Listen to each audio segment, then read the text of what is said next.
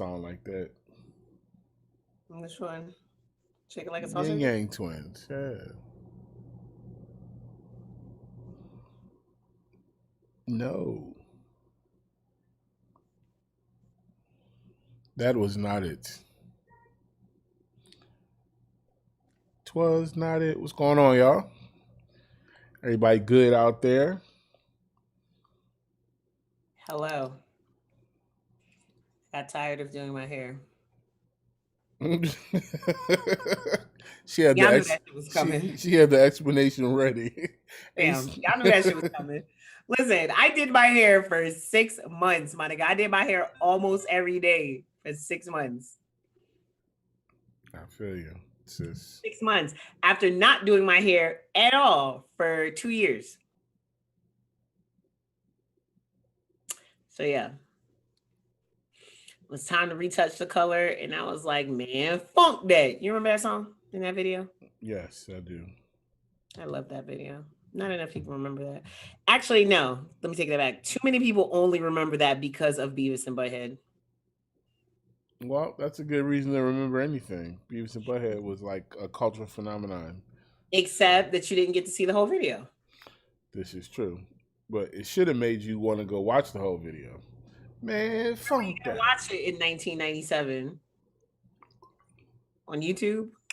No, are you watching on the But you couldn't channel? watch it on demand, so you'd have to like sit there and wait for it to come on. Exactly. Like how we're waiting for people to come on here. But that was the thing, like, you waited and then it happened. Unless you were gonna call into Video Music Box. If you liked it, you call that 1-900 number and get it popping. Y'all remember 1-900 numbers? They remember 1-900 numbers. Do they not still exist? Does anybody use them? Somebody pervy ass uncle is definitely dying. Actually, no, let me take that back. I have a friend who is a phone sex operator. So yes. Yeah, but they got like Night Flirt and all that stuff. But you don't need the 900 numbers no more. I gotta ask her. I'll ask her. The 900 was like that charges your phone directly. You know what I'm saying? Like that should show up on your phone bill. Like, first of all, who still got landlines? Aunties and uncles and grandmas. No. No. And in the lackluster children that never moved out their houses. Well, I think the reason why the landline survived so long is because people had them cable bundles. They be trying to stick me with one. I ain't want that damn bundle, dog. When I first moved to Georgia, I had a landline, and nobody called it, and nobody used it. I did too. Good times. So, bundle season. Bundle season, hoodie season in the A. I turned on my heater the other day. I've been going back and forth. It's definitely, cooled off. For sure. I love it, honestly. So are we live on the IG? We on Twitter. Okay. Okay, let me tell the Twitty homies. The Twitterverse. I just typed next episode, and so now I feel like I got to do the beat.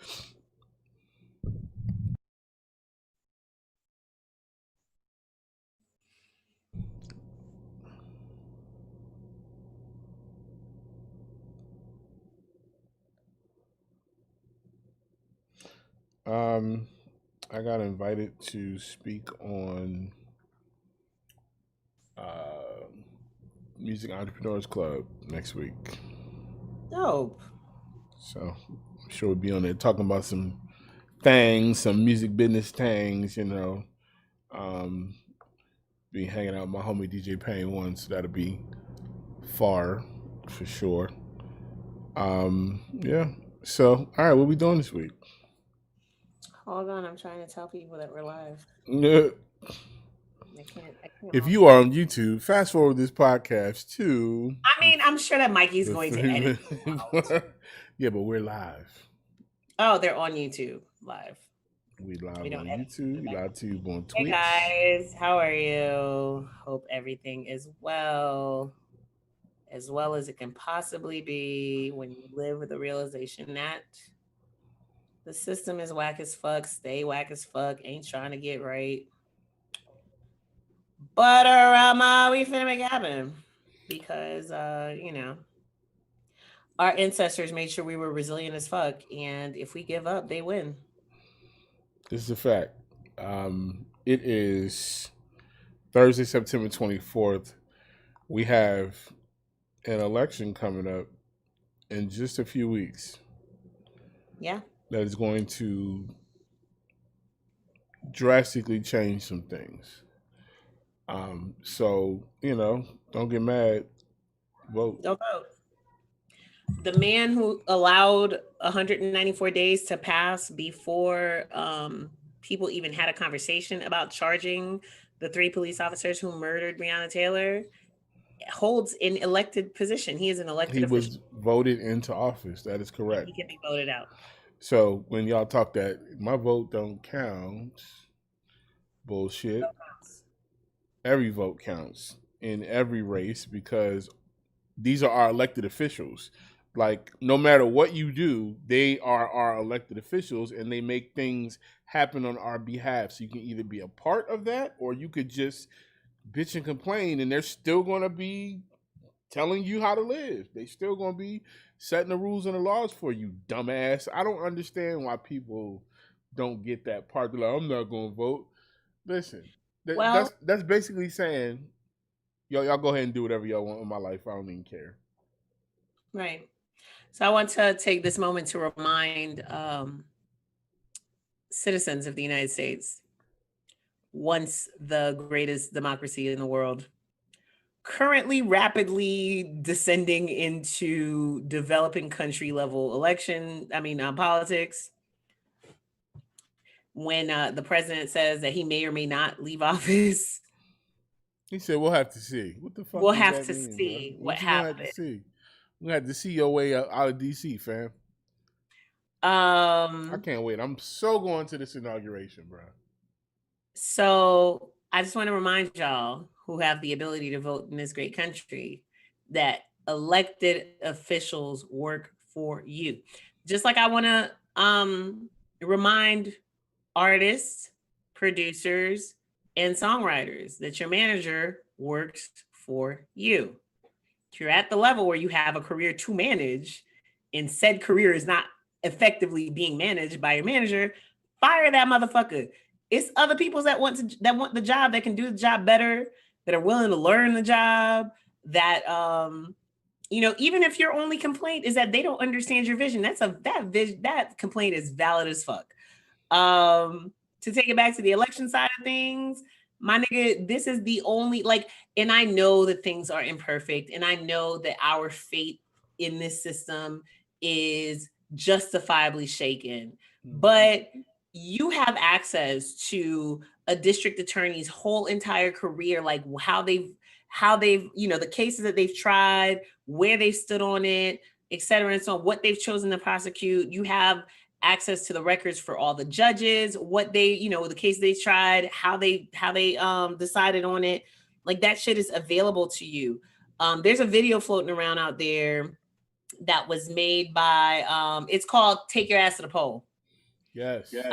Featuring 4 or 5, and because I'm, I revel in the little corner of auntie-dom that I'm in. I wasn't sure if these were real strippers or if this was like the cast of P-Valley or something. They're real strippers. Your ass to the pole is obviously a play on words, but they're really talking about the fact that, like, it's not just the president or the governor or, the senators or whatever. You have your state Congress, you have your school district, the school board. Like, there's a county here in Atlanta, in the Atlanta area, where somebody has been sitting on the school board longer than we've been alive. Like, her kids was in school, she came in, her grandkids in school, she's still on the fucking board. That don't make no sense. Vote them niggas out. Go right now. You have about 40 days. Go get your ballot, see what the fuck is on it. Look them niggas up, see if they're doing the job that you want them to do, because they work for you. And if they're not, get them niggas the fuck up out the paint. I promise you, if more politicians start losing their jobs for doing a bad job, niggas will start acting right. Even if they're only acting right to save their job. I don't care if that's the only reason. I don't care if you're only doing the right thing for a completely selfish and self-serving reason. Just fucking do it, bro. Listen, two things happening in Florida. I hear it. Two things happening in Florida. Mike Bloomberg donated a fuck ton of a lot of money to pay off all the fines of a bunch of people who lost their voting rights, who should have been reinstated, but Florida has passed the law saying that you have to pay all these fees to get your right to vote back, which is bullshit, but that's cool. So this is all the people that lost their right to vote because they were incarcerated. Right. Because so you can't vote while you're incarcerated. So when they get out, your right to vote is reinstated, except they say that you have to have all your, fines and fees and court costs and all that stuff paid, which they know a lot of those people coming out are not going to be able to get that done. So they basically put these hurdles in front of them to further disenfranchise them and kind of stop them from voting. So he did that, which is his right. He started a little group of people. They donated the bread. They did it. So now Florida's Attorney General is wasting taxpayer money investigating that. So Florida, I want y'all to know that the Attorney General is another elected position. And they are wasting your money, your resources that could be going to keeping your community safe, that could be going to educating your children, that could be going to all these other things. Ashley Moody is her name. And the next time you see her on the ballot, making sure that y'all niggas are not the highest, most infected state when it comes to COVID right now. And a whole bunch of other stuff infected. But Ashley Moody is your Attorney General. Same way Daniel Cameron is the Attorney General of Kentucky. And this fuck boy got on TV yesterday, pretended like, first of all, he knew what was going to happen, which is why they was boarding shit up.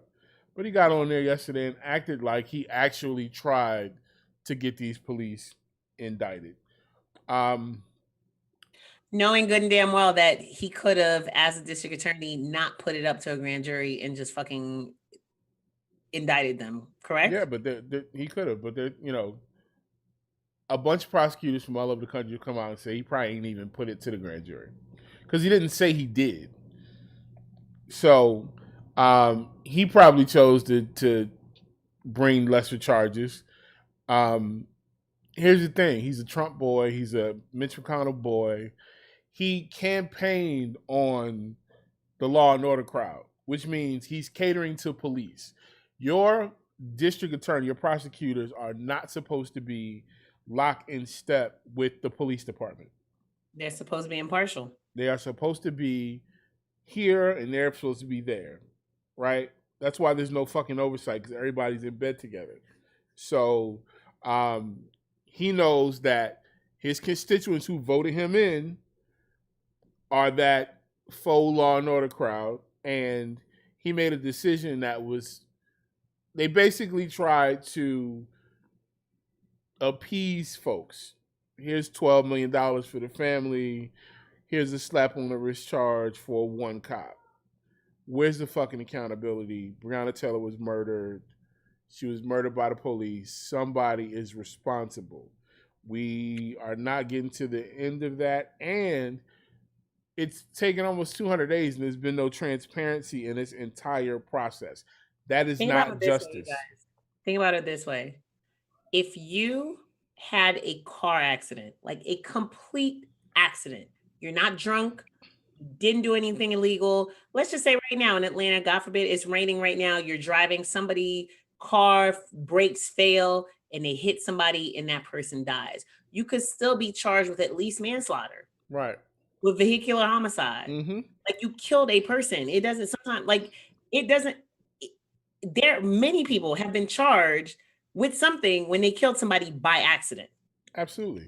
Absolutely. You could 100% say that they didn't mean to kill her, even though we now know that the no-knock warrant that is no longer legal in Louisville was served at the time that it was served because they were advised that Breonna Taylor would be home alone. Okay, but let's just say that this was all a tragic accident, that you shot somebody 8 times and then let her body lay there for 6 minutes before you tried to administer any kind of aid whatsoever or call for any kind of aid whatsoever. Let's just say all that shit was an accident. You would still be like, any one of us would still be held liable in some way, shape, form, or fashion. Absolutely. So, you know, but are we surprised? Nah. Can we do something about it? We can. Yes. So that's the thing. We gotta change shit. And we got to change. The first thing we have to change, I think, is the mindset that we can't change anything. We can. Absolutely. That's the thing. Everybody feels like, okay, my voice doesn't matter. But, you know, look, we know the power of the collective. We sitting on social media complaining together. You know, we can get our favorite musicians millions and millions of plays, and you know, we can use TikTok to get Trump, you know, buy all these fake tickets. To try to ban them niggas. Right, like we could do all these other things when we get, you know, put our minds to it, when we you know, use the group and do the things that we want to do. But when it comes to voting, all of a sudden we can't do shit. Okay, right. I mean, it's, you know, oh well, you know, politicians are, they all corrupt. I've seen that. Oh, every politician is corrupt. You know, once they get there, yeah, because you let them stay that way, dog. Like, imagine if you voted somebody in the office and you thought, like, man, this person's gonna go in there and do the job that we want them to do, right? So 4 years later, they didn't live up to your expectations, right? So now you have the power to kick their asses out, right? And put somebody in there who is going to do what you want them to do, or at least going to do right by the constituents. Try to put somebody in there that you think is going to do what you want them to do, because they may not. But here's the thing: once you establish that, oh, we're going to take you right out, right? Like, you're not going to get another term, because mind you, we got people in the Senate that've been there since the 1960s and 70s. We got people serving all these crazy terms, you know, career politicians who live in places that are shitty as fuck. South Carolina, Lindsey Graham, Mitch McConnell, Kentucky, you know, all these boy in Alabama that didn't leave office until he got a different position. What was his name? Absolutely. Jeff Sessions. All these poor, uneducated places where these people were supposed to go, represent you and do right by you, but they got there, they got the little money in their pocket, they got their power, and then they manipulated your dumb asses, and you kept voting for them. Whose fault is that? That's the people's fault. Because the power is with the people. Still, in real life. Still. More so than in so many other places in the world. And don't get me wrong, there's redlining, there's gerrymandering, there's, you know, the electoral college. There are things that make it harder, and we're still going to fight those things. But to pretend like you have no power is to give up your power. Like, you're conceding your power. So when you don't use your voice, you literally saying, I'm good, I abstain. So somebody else is going to go and utilize that power, because the system is set up. It's a representative government. So they can either represent you or they cannot. Either way, they're going to represent you, dickhead. So I would suggest you have your say. Don't let them scare you out of your word, because I was thinking about this yesterday. In the state of Georgia right now, they're reporting such a close race between Trump and Biden. Sis, did anybody call you and ask who you were voting for? I've not been answering any of them phone calls. I've been getting phone calls, text messages. But my point is that they poll who they want to poll. You feel me? Like, they asking questions. They're not asking everybody questions. So don't let these preliminary numbers scare you. If you don't know where to go register to vote, I mean, it's you could do it online fairly easily. If you want to do it in person because you don't trust it, or if you don't have access to the internet at home, Foot Locker has officially turned every single Foot Locker across the country into a voter registration location. You can go in, you can register, you can check the status of your registration, you can get information about the election in your county. We've talked already about how Phillips Arena here in Georgia is going to be a polling location. I believe we said LeBron was doing the same thing with the Staples Center, or was trying to do the same thing either in LA or in Ohio. We talked about Live Nation opening up some of their locations. And the reason why a lot of these places are opening up their businesses as polling locations is because a lot of the traditional polling places have closed, either because they don't have the staff or they don't have the wherewithal to properly sanitize the location. I heard today that there is a nonprofit who is, or actually the government itself is offering some of these polling places more money and offering to pay to sanitize. Stay on it, y'all. Like, please, please, please, please, please be aware. Look into these things. The beauty of it, what I found out about your great country over the last 4 years is, you know, at the beginning of the current administration, I used to jokingly say, hey, man, you know, in South America and Africa, when we don't like a president, it's things you can do. You ain't got to wait till the next election. Like, y'all could. And so many of you jumped in like, nah, we can't do that. That's not right. That's not how the system works. Y'all believe in these systems. Y'all believe in actually doing things the way they're supposed to do at your core as a people. Right. Which means that if enough of y'all stand up, we're not going to let this man bully us into, like, one, we cannot let him stay in office. I don't give a fuck, y'all. Like, please, please, please, please, please. There's nobody that can look at this country and say that we're in a better place than we were 4 years ago. And two, with a straight face, because there are people that would say it with a straight face, well, and can back it up with facts. Who aren't? Yeah, there you go. That part. All right. And then two, you know, once he is voted out, like, y'all got to make sure that you stand and find out who we need to stand with to make sure that he gets out. Because the beauty of it is, even when he was talking that cancel the election business, the reason why he stopped talking about that is because if he cancels the election, he's just guaranteed out of a job come January 20th. That's how it works. At noon on Inauguration Day, if there was no election, your ass got to go. You don't live here no more.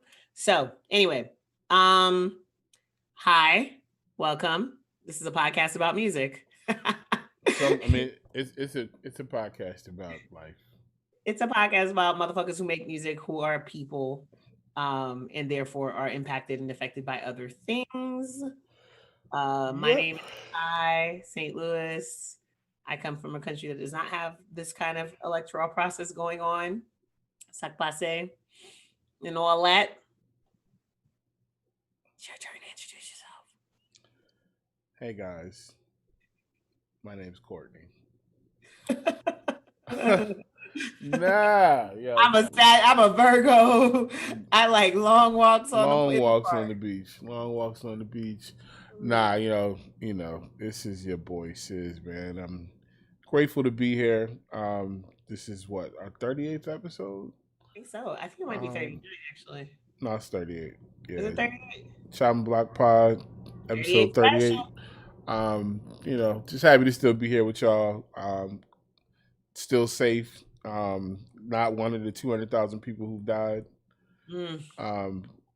My heart and condolences go out to those folks. Yes, indeed. Shouldn't have been us. You know, you got countries like Japan where people are used to wearing masks and they have like this really, really, really low infection rate, and it's even lower like death rate. And then you got this dumbass country. And then you got the fact that this man, he lied, like point blank period. Like, not only that, here's another one. David Perdue, who's running for Senate in the state of Georgia. This fucker, for re-election.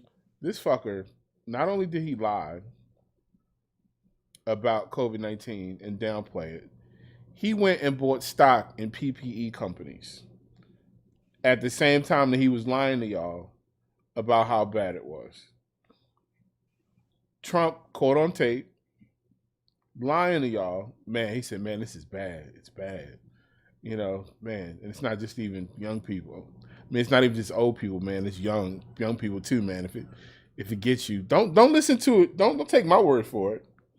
Go Right. listen to He said Trump it the other day. because he actually said it. Like he just said it last week.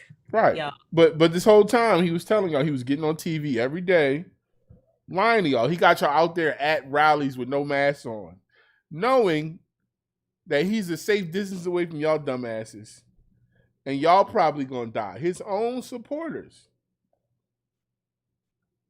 I mean, make it make sense, Jesus. Make it make sense, Jesus. Because it don't. So whatever, now he knows he's gonna get crushed at the polls, but he might not leave office. He's not sure. Well, he has to see what's gonna happen. Yeah. All right. Okay. All right. We got other crazy people to talk about this week. This week's episode is sponsored by the city of Chicago. It is. It is. Yeah. This week's episode is sponsored by the city of Chicago. Shouts to Harold's and all the Chicago homies. Hey. All right. So the good brother Kanye has devised a plan. He has. Did you read it? I did. And what do you think about said plan? It's a good plan. Okay, so tell us about it, because I definitely shared that link and I was like, man, I hope Sis read this, because so it makes absolute sense. It's like a couple points to it. I don't have the deal points right in front of me, but basically it's a restoration of master rights, and it's the common sense language in contracts and things like that. Like basically, record labels will be providing the service, so the artist split will be 80-20, right? People will own their masters. It will do like a lease. So if you're a record label, I will lease my rights to you so that you have the ability to exploit them and, do the things that you need to do, but I will maintain ownership of it. So that way I maintain ownership of my rights. Things that are artist friendly, things that can take into account how much a record label actually does for an artist and what they should get. Kanye believes that they should get administrative type fees, 15 to 20%. That makes sense. So I agree with him wholeheartedly. I think a lot of entities have already started to move in that direction. I think now we're talking major labels, because you got pub admin companies that are, instead of signing a really terrible co-pub deal where you give up all your damn publishing, you can sign an admin deal where they take a percentage for collecting your money, right? Some of those situations even come with some money up front, depending on who you are, right? Situations that are beneficial to the creators, to the artists and things like that. So he had a bunch of points and they were all on point. Like, Kanye might be crazy, but he ain't stupid. The man is brilliant. You just never know which Kanye you're gonna get. But right. What he said was spot on. Now, he also announced that he was giving all good music artists back 50% of their masters that he owns. Kanye, why'd you own 50% of their masters in the first place? Because it was a standard contract. Okay, so right. So listen, because I was wondering that, because I might know some folks over in that side. Or because half a good music artist also write his shit, so then they getting 50% of his shit too. So really, no, but they're not. That's the thing. I guarantee you they're not. Well, yeah, maybe not 50, but I guarantee you they're not even. So here's the thing, right? If you write a hit for Beyonce, she gets a percentage of the writer's portion because she's Beyonce, but she don't get the most of it. That's not where she makes her money. Like, you own that portion. She'll get her name on the splits because she's Beyonce. But it's like if I handed you a song and said, Ty, sing this song. You didn't write the song, I wrote the song. Right. So you're gonna make money, right? Because you'll probably own the master, and you'll be the performer. You'll get all the performance royalties and all that stuff. You'll get a lot of the mechanicals from the actual sales. You know, but I'm gonna keep my publishing and my splits on the writer side because I wrote the song. Right. I'm pretty sure Kanye ain't letting that shit slide. But So who knows? Who knows I what he's gonna found do it going forward? interesting that none of the good music artists said anything out loud until he said he was returning their masters. Then And Big Sean, Big Sean said, "Thanks, homie. That'd be great. right, because That that would mean help. No, that would be very helpful." Which is actually, exactly because you've been dicking me over all this time. especially So, because Sean been the one that put in the most work and put out the most work. You know what I'm saying?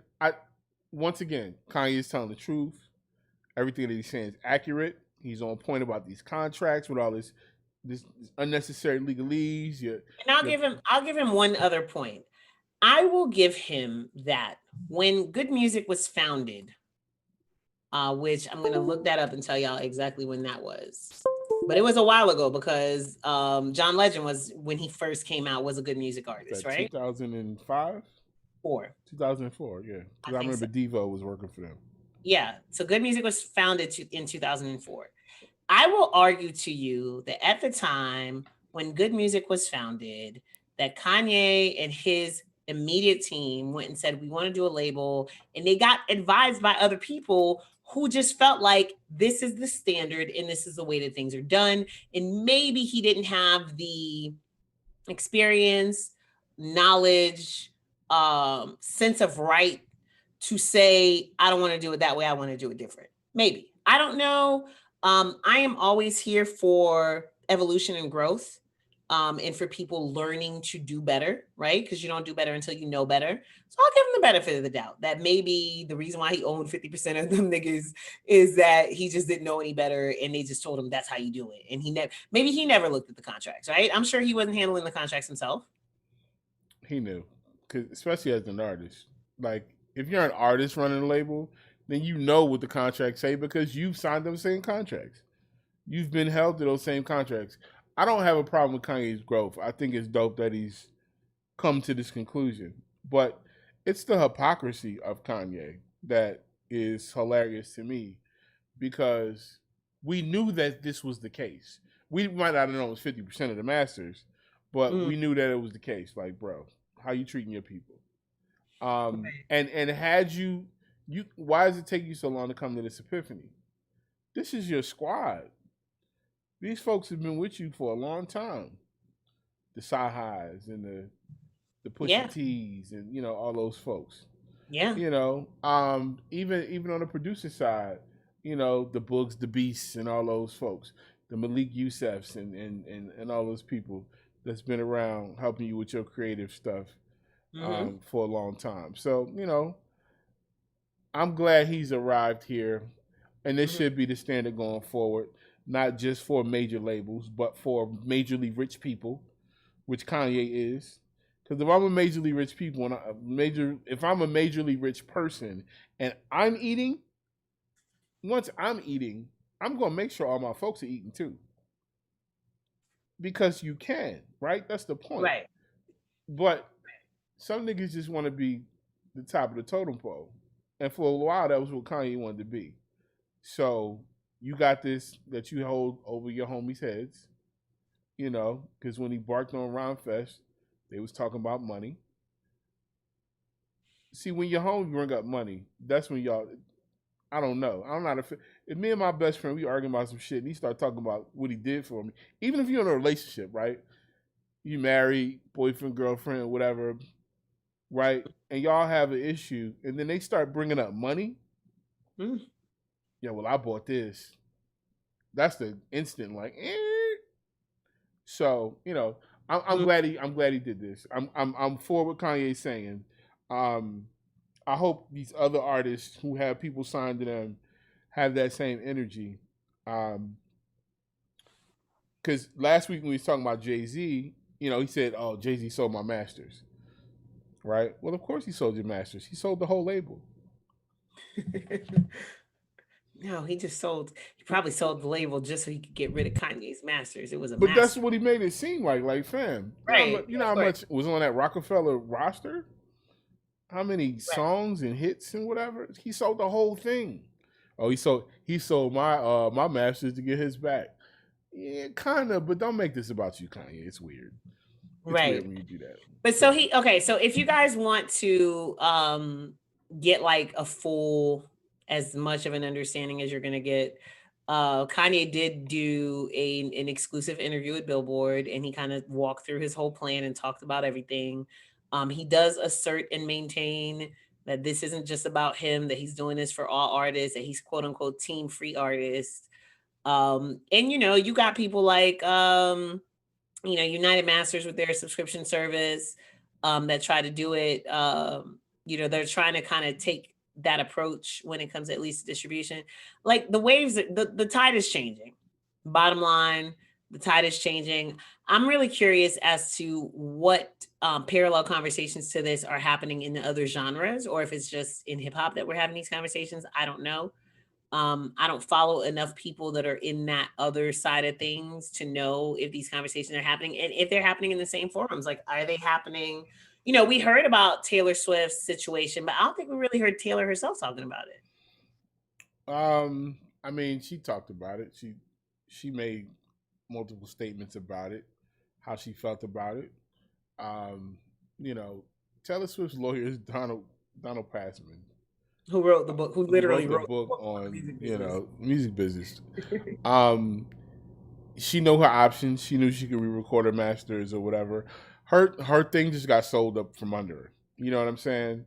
To somebody that she wasn't necessarily cool with, and there's a discrepancy on the who and the why or whatever. But artists should have an opportunity to own their masters. Yes. Every artist should have the opportunity to own their masters.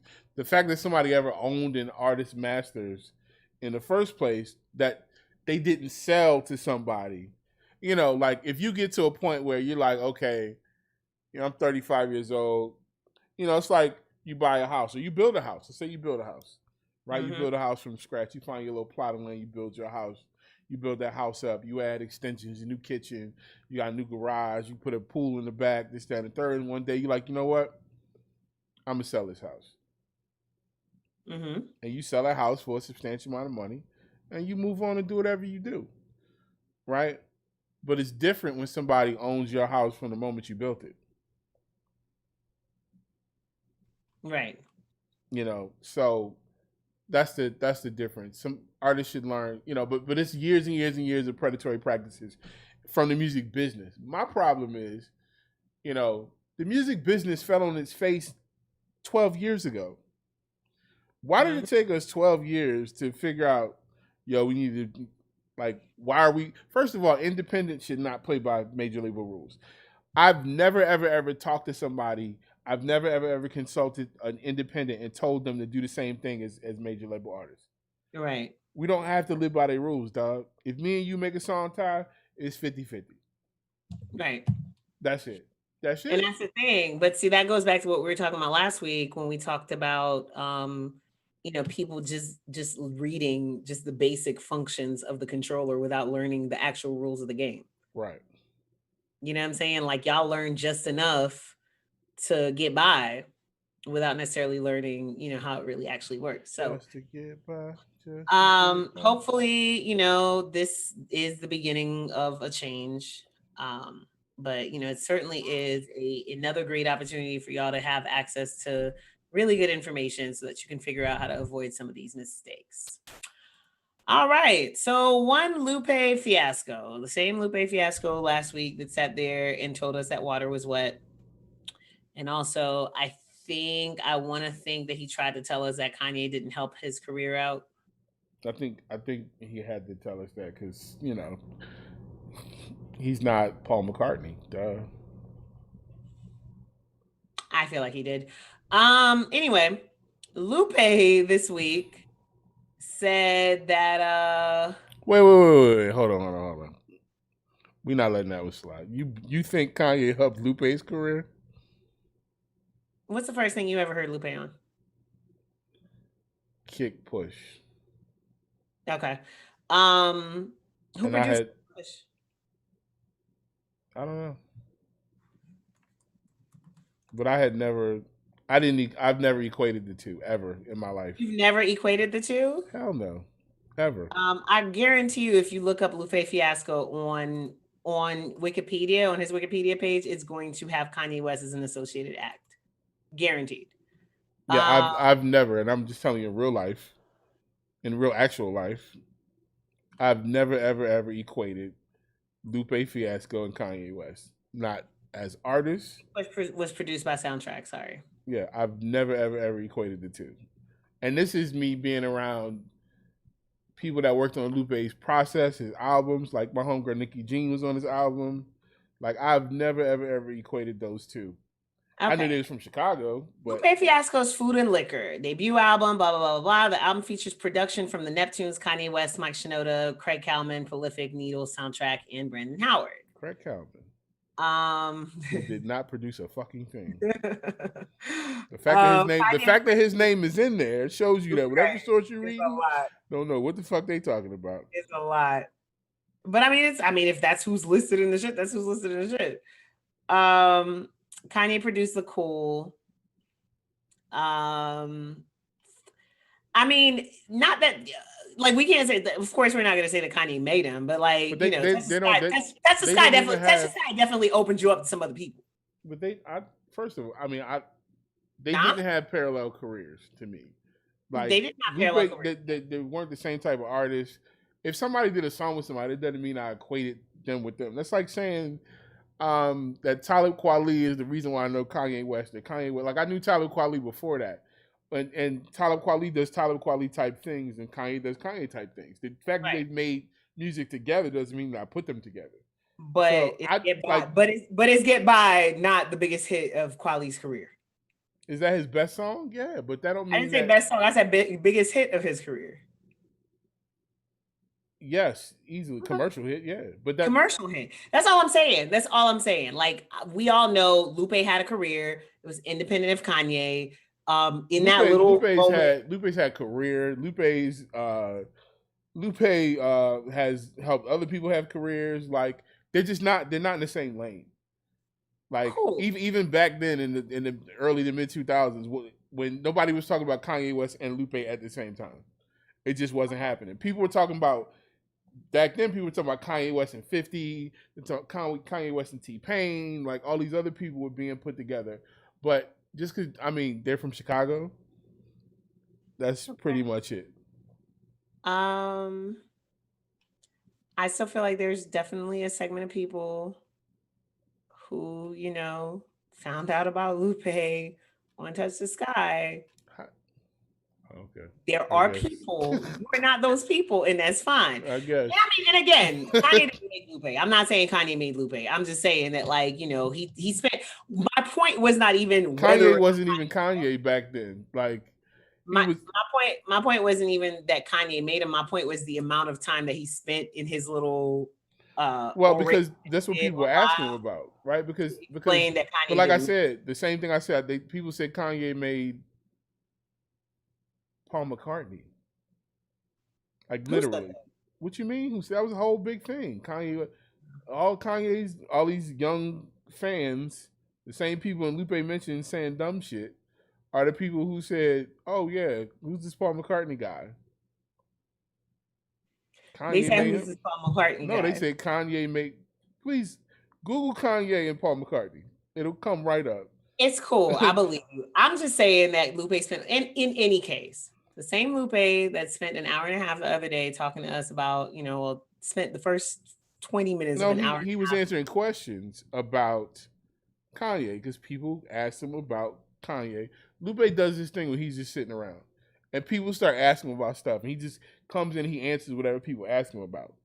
So he does it all the time. It's like a whole little series thing. Lupe's just sitting there chilling and people are like, that. Hey, so guy from Chicago, what about Kanye West? And then he's reading comments in his Instagram and people are making comments and he's responding to the comments. So Okay. let's not act like Lupe was in there just like, oh, hey, everybody, listen, I'm No, gonna no, sit down no. and tell Lupe y'all did the same thing that a gazillion other people did last week, which was exactly. talk But about what I just don't Kanye want was to. I don't want anybody to misconstrue that to make it seem like Lupe I'm was just just in saying, there like, hey, I'm just gonna. No, he had to answer questions. It's like asking anybody who's famous, like, why did you say that? Because reporters asked me. Like literally, I was sitting in the room and somebody said, "Hey, what about this?" And then you responded. Then people read it and say, "Well, you were talking about this." Well, okay, duh. okay, all right. But sis, just so we can close this out and move on to what I was actually going to say, did Lupe do a live last week? He did a live, and we talked Was about the it live last about week. Kanye? I don't know if the whole live was about Kanye because we didn't get through the whole We live. didn't watch the whole thing. It was an No, hour and a half. Was the first 10 to 15 minutes about the fact that Kanye didn't make him? Yes or no? Yes or you're no? Yes moving the or no? goalposts. No, I'm just saying. Was that the first thing? You're moving the goalposts. Was that the first? Was that not what I said? Lupe Fiasco was Lupe Fiasco. First and 15th was first and That's not what I 15th. said. Okay. Well, anyway, But that's what we talking about because we was about to breeze past the fact that you were saying that for some like Lupe is like Kanye West is somehow responsible for Lupe Fiasco being who he is. okay. So Lupe Fiasco, who spent an hour and a half last week on live answering questions about Kanye West, and Did you spent watch the 10 whole minutes hour and a half? clarifying the fact that Kanye West did not make him. Did you watch the whole hour and a half? I didn't. So that's not a correct statement. Lupe Fiasco, who was on live for an hour and a half last week and spent 10 minutes clarifying the fact that Kanye West didn't make him, saw a random rap blog called Choice Rap. And when I say random, I don't mean to disrespect you guys. This is the first time that I've heard you. Say who's a better lyricist, Lupe Fiasco or Kendrick Lamar? And Lupe replied, Lupe, but ... And of course, somebody saw it and retweeted it. And Lupe later deleted the tweet. And then Punch from TDE just said LOL, period. And the internet, being the internet, decided that those two tweets were related. And he had said it before. He had said it in 2018 that K. Dot is not a top tier lyricist to me, and my standards when it comes to punchlines and bars. His overall lyrics are good. His story is phenomenal, but punchline, entendre, lyrically, I don't see it. And people came for him then, and then 2 months later, he came back and apologized. So, okay, he did this on, this was tweeted on Monday. Was Monday the 21st? Yeah.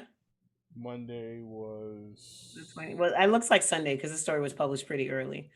So I guess on Sunday he said Lupe but ... and deleted it. Punch laughed, which sounds like saying Jesus wept, but it's just funny because that's how it sounded in my head. And then Lupe came back and said that Kendrick is a better artist than him. okay. And what do you believe? That Lupe is a better lyricist than Kendrick Lamar, and that Kendrick Lamar is a more popular artist. Better artist or more popular Fiasco. artist? He's a more popular artist. So you don't think he's a better artist? A better artist? No. Okay. So Because and the reason why I'm making the distinction is because there are a lot of people, and we've said it ourselves. There's a lot of niggas that can rap their asses off and do not know how to make a song. well, but we know Lupe knows how to make a song. Right. The point is, does Lupe feel like making a song? So, like, Lupe's always been more in control of his career and his image than a lot of rappers have been. Lupe, Right. It's weird because Lupe can rap like a Chino XL or a on that level of a Chino XL or a Cannabis or something like that. But he can also make a hit song. We've seen it. We've seen him do both. So Kendrick is one of my favorite artists of the modern era because he gave me some pretty good albums and some really memorable songs. But I think Lupe's I think Lupe's disappointed me actually by choice, just because he hasn't, but not even by choice. He went through a lot of shit with his label, and him and Atlantic, Craig Kalman, who's listed as a producer and all that other shit. A lot of that derailed Lupe from being who he was gonna be. Like a lot of that fucked up his trajectory. Kendrick's been a more fortunate he delivered as an artist more than Lupe. So I'll leave it there. But I enjoy both. I just feel like Lupe is one of the most talented artists that we've ever seen. He just, unfortunately, he wasn't always able to, do it in the public eye or the mainstream. But even with that little snippet, the song you put out, was that today? Wait, hold on. You rushing past things. You gotta do it in order. So what Lupe said is in my own words, once again for you bitches, I love me some K Dot, always have, always will. Mm-hmm. With that said, do I think he's a good lyricist? Yes. Do I think he's the best lyricist? No. Do I think it's lyricists that are better than him? Yes. Is he a better artist than me? Yes. Is he a better lyricist than me? No. Does he make better songs than me? Yes. Did I think Control was ridicule? No. Am I jealous of K Dot? No. Did I personally give him his props in Chicago on stage as the next nigga to take the crown? Yes, in all caps. Is it on camera? Yes. Did I mean it? Yes. So yes, as Sis said, Lupe loves to answer fucking questions. I really want to go back now. I wish I would have read that to the tune of that E40 song. I really, really wish I would have. Nope. Yes. You know what was funny to me with this whole discussion is like, fuck the internet sometimes. Like sometimes I really be like, man, y'all make shit. And then I understand why y'all be like, fuck the media, because boy, niggas will make a story out of nothing. And then not use all the words in a conversation. And then, because we found out this week that Hip Hop DX was purchased by Warner Music Group, which doesn't necessarily mean anything. We have to wait and see what it ultimately will mean. Every time somebody's bought Hip Hop DX, it's gotten worse. I mean, somebody has to, maybe somebody else had to put in some money. Somebody with more money had to put in some money to make it better. I don't know. But I said to somebody, I shared the link after, I saw somebody discussing that Lupe's original statement, and most people tended to agree with you and with Lupe that Lupe is the better lyricist. And I shared the link to the fact that Lupe himself said that Kendrick was a better artist, and somebody was like, "Oh, we trust in Hip Hop DX now." They're quoting his actual tweets. We're trusting Lupe. Yeah, I mean, I get it, but fuck Hip Hop DX because they become a tabloid site, just like XXL and Complex.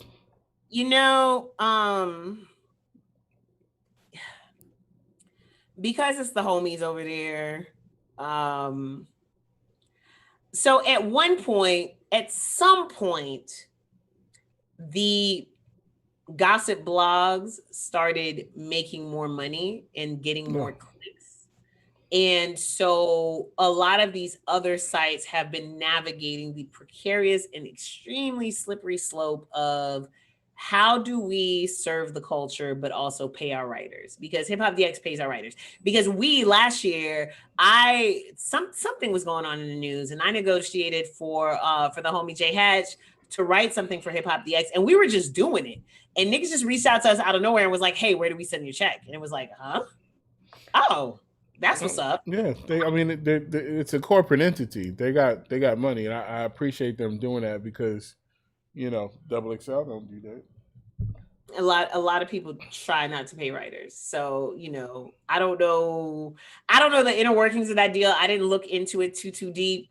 I don't know what that changes. It actually happened back in April. We just found out about it. If we go back and look at, last year's articles versus this year's articles, can we see a difference? Anyway. So then Lupe, who understands the internet better than a lot of you motherfuckers, well, not you motherfuckers, but artists, got on Instagram. Was it today? Did you look at it and see if it was today? I'm not sure. I think it was today. and said, I made some barbecue chicken. Barbecue chicken. And it is literally a video, some barbecue chicken thighs specifically. Soundtrack on the beat, the same soundtrack that made Kick Push. This was yesterday, 32,000 views. And it's a 4-minute and 32-second freestyle. Mm-hmm. Because apparently everybody did not agree that Lupe is a better lyricist than Kendrick Lamar.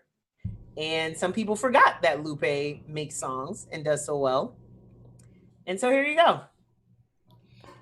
Yep. Is that officially the name of the song, Barbecue Chicken Thighs Freestyle? I think that's what the internet is calling it. Barbecue chicken. Shout out to Shaq. Thighs, specifically. I think the thighs makes it even funnier. Yeah, he you know, I don't know. I mean, you try to prove things, and a lot of music now is fandom. Mm-hmm. You know, and people put fandom over the actual art. You know, I had a conversation earlier with some homies. Who really judges music without considering the generation, right?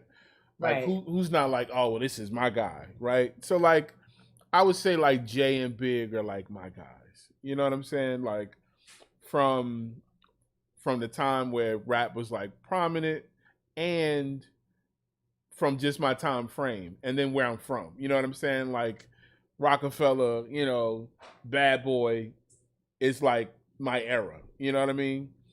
But at the same time, that doesn't mean that I didn't hear music before that, or that there's not music that happened after that.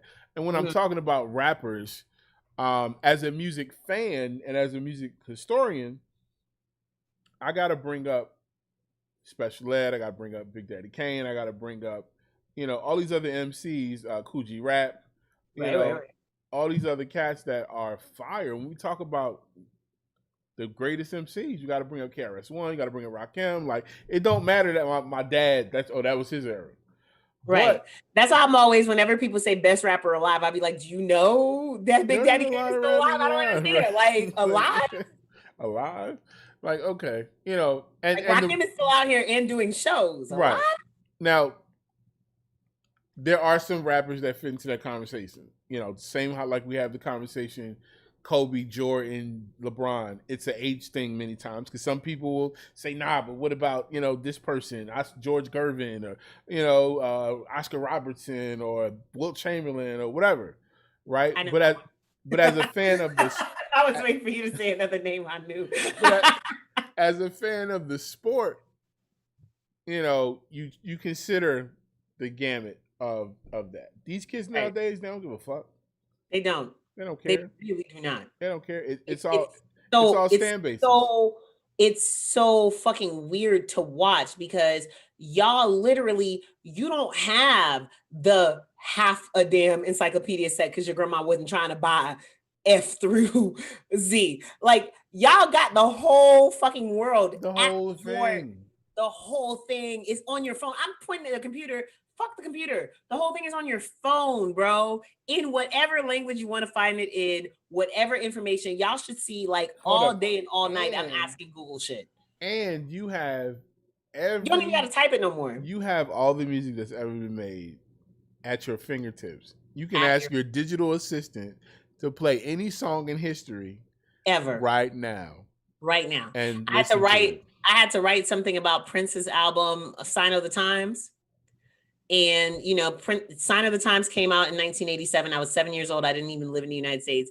I don't know what songs were on that album. I went and looked it up. The internet gave me the whole fucking thing. Like, right there. Boom. There you go. There you go. Everybody who played on it. You want to listen to it? Here it is on YouTube. And I'm okay with people being fans, but don't think that I'm not gonna care about your opinion. I'm gonna put you in the box of you're this age or you're from this place. And so you chose this person to be your person. Right. So cool.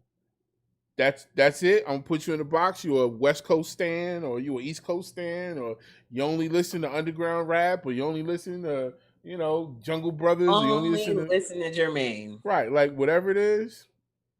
If you're a J. Coleian, or, you know, whatever, you're a Dreamvillian or whatever, weird stand names y'all come up with for yourselves, then cool. I feel like we missed out on the weird stand name era. Like, I want a stand name as a Jay-Z stan. We did, but you know, Like, what we would we be? we were. Hopeless? Here's the No. things, right? We were Jay-Z We fans when couldn't have stand names with Hove because it was already bad enough that nigga was called walking around calling himself J calling Hope. himself Hove, right? We call himself God, the God MC. Mm-hmm. But you had to earn your stripes, right? You couldn't walk around calling yourself the best if you weren't doing things that the best did, Right. right? The reason why we have these conversations in basketball with Jordan, Kobe, and LeBron is because these niggas won. Shaq, all these people that we naming, they're winners. Right. Jay-Z and they was transcended. They Jay-Z, won and they transcended. exactly. Because you can go anywhere in the world and say any of those four names that you just said, and people will know what it is. Well, no. Exactly. They might not be able to give you stats. They might not be able to tell you shit. There are people who could tell you their names and can't tell you what teams they play for. Right. Other than Jordan. But well, no, Jordan and Kobe. At the same time, you've got people who just they don't win. They're cool, you know, but there's no clear cut, oh, I'm the best. Right? But they have fan bases, and that's cool. Like we gotta call it the way it is. It's Eminem and then everything after that. Eminem and his fan base really, really, really revolutionized that stan culture. Not only did he named it because he gave it a name. He right? literally named it, but their behavior, the way they move. Now, don't get me wrong. Michael Jackson had fans like that. You know, all kinds of people. Prince, you know, all kinds of artists and acts, the Beatles, you know, Queen, like we can go down the list, Megadeth, we can go down to the AC/DC, you know, the Stones, like tons of folks had these major fan bases, you know, Frankie Valli, you know, the Four Seasons, like that's not new. But when you combine the internet in hip hop, right, but when you combine technology, social media, and hip hop and these fan bases, the internet, see, once message boards and all that shit, that's what really allowed stan culture to become toxic. Because stan culture is toxic. Right. We're not talking about fans. We're not talking about people that are fans of the music. You can have your favorite. I got my favorites. You know. Right. But I'm not finna go shoot nobody over an argument because you know I'm a fan of somebody and you're a fan of somebody else. I lived through Pac and Big. I feel bad anytime I allow an iPhone fanatic to draw me into an iPhone versus a conversation about that. Yeah. Like I feel you. It's almost culty. It is. And it's really weird because at this point it's the same fucking phone, bro. Like it's been proven. You know what I'm saying? Like Apple paid money because it was proven that they used some of Samsung's designs. Like it's the same shit. They've been doing it the whole time, and that's fine. Like, it's fine, and then it always be like a year, 2 year delay. You know, y'all had the earbuds first. Now Samsung has earbuds. Like it's whatever. But ultimately, my guy, most of us don't even own our phones anymore. We're all leasing the phone until we can trade up. Like, what am I fighting you about? What am I fighting you about? Jay-Z versus whomever the fuck your favorite is. Like Jay could care less. Could care less if I renew my Tidal subscription or not. Could care less if I can pay my bills tomorrow or not. Like, what am I fighting with you about? Right. But it's going on right now. It is happening right now. But here's the weird part. This is the stan part. On the internet. Here's the weirdest part of this whole stan thing. People give up their own identities to become stans for somebody else. That's the part. Now, mind you, Eminem, that didn't start with Eminem.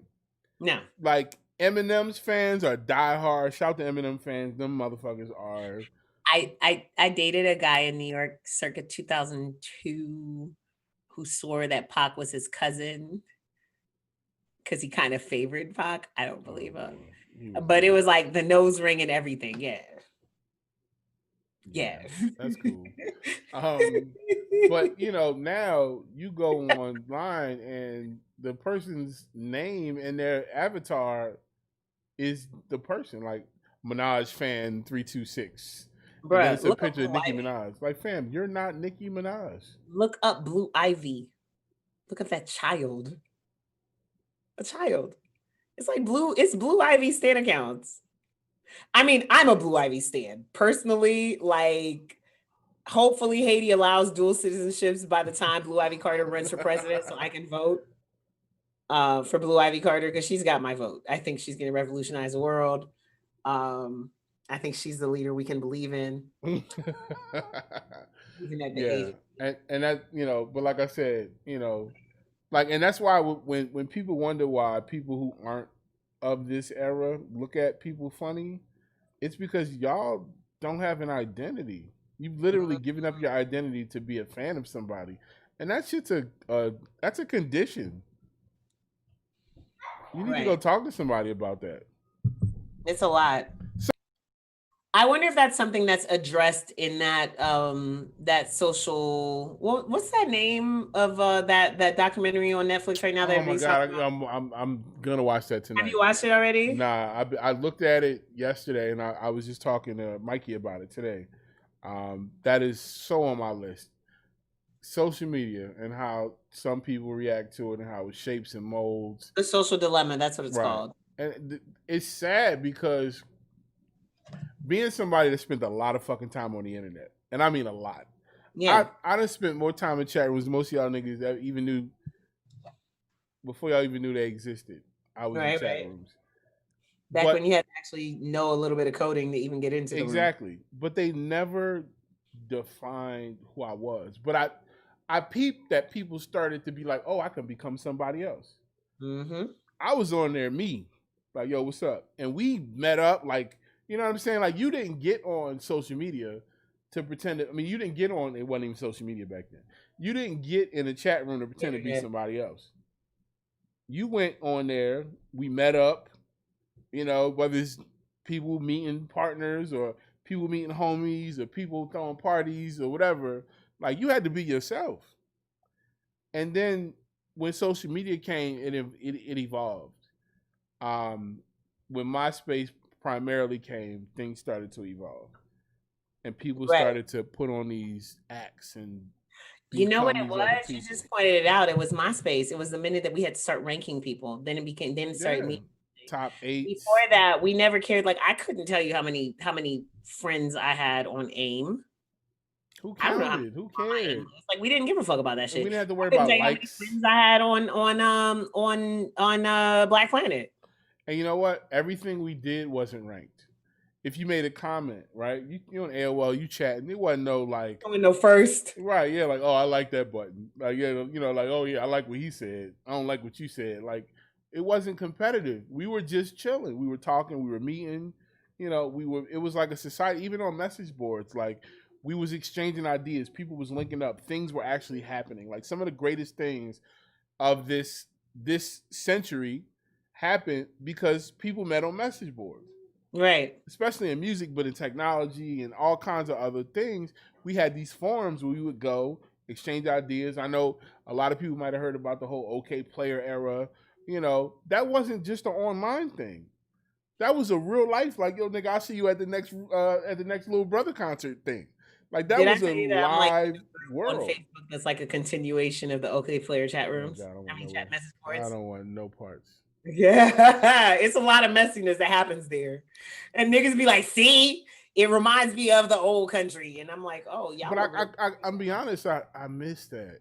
Like, I'm a huge proponent of the internet and people using it to come together, to work, to do all these things. Like, I've been networking on the internet since the mid to late 90s. Right? Me too. And I still have relationships with those folks.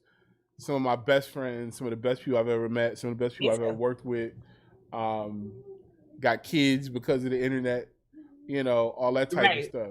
Right. So, but it's weird what y'all doing with it, with the music.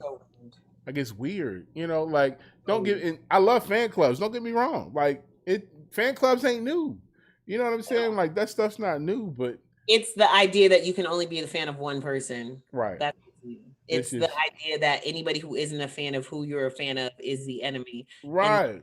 Really owning it. And I will tell you this, that didn't start on the internet. That for sure, the earliest I remember it is that Nas and Jay-Z beef. Like I remember my best friend's boyfriend at the time didn't fuck with me because I was a Jay fan and he was a Nas fan. But and you know what? Stupid. But like the it was reason why, but that was different because that was some real. Back then, that was street shit. Like that was literally. Okay, but we were in Miami. It wasn't street shit for him or me. No. But what I'm saying is, it was street shit that became cultural shit. Okay. Because Biggie and Pac was the same thing, right? You didn't have to live in New York to hate Pac, and you didn't have to live in L.A. to hate Big. You just picked a side. Niggas in Kansas City was like, man, fuck Big. You know what I'm saying? Right. Like, I'm not nigga, you all in the middle of the country. You closer to New York than you are to LA. But that was the vibe. You picked your side, and that's who you rode with. I was a Pac fan in high school until he started beefing with Big. Then I was like, oh man, I can shoot. You know, and that's not to say that I didn't still respect Pac. But I mean, I was a Pac fan. Like, when I Get Around come out, when Brenda's Got a Baby, all that stuff. Faith Evans didn't pick a side. I'm not picking a side. There you go. See, a lot of people didn't pick a side. Question. I saw on the internet Lil Wayne was going to re-release the Carter 5, the original version of the Carter 5. The one that we were supposed to get. Is that what it is? Because I was reading the article and I couldn't understand. So the album came out, but the album that came out wasn't the real version? Remember how long the Carter 5 was supposed to come out? No. Like that was the one that was held up with the baby issues. So that one, I don't even know when it was released. Oh, baby, as in Brian. Right. Williams. Yeah, Brian Baby Williams. Which one of his kids got in the way of an album? I don't even know the original date it was about. So you remember Barter 6 and all that? Like it was like when he started beefing, when they started beefing, and then Young Thug came out, Rich Gang and all that stuff. Mm-hmm. Like, so I'd say like 2013, 2014, 2015. 2012 is when the project was originally 2012. When they started recording it was 2012. So I'd say about 2013, 2014, it was supposed to come out. But that was also that also coincided with Young Thug coming out and Rich Gang and all that stuff and them beefing. Like that's when they really started to have their issues. So Baby held it up. Real quick, the timeline. In July 2012, Wayne said the album was coming out in 2013. On February 10th, 2014, Drake said the album was coming out in Carter 5 on this is weird. Okay. In October 2013, they said new music coming soon. Then All-Star Weekend, they said May. Then in March 2014, Cortez Bryant said it was delayed. And then August to September 2014, he was on tour with Wayne was on tour with Drake, and I guess he was talking like the album was getting ready to come out. It was supposed to come out on December 9th, 2014. And that's when Wayne issued that statement saying the album would not be released due to his displeasure with Cash Money Records label boss Birdman not wanting to release the album, although it was completed. So the album was allegedly done in 2014. Right. So it's been a while. But there was an original version, I guess, and that's what I think we're getting. So cool. Do people care? I think there's a section of people who care. Those of us who wanted that album back then. Were you not happy with the album that you got? It just didn't feel like.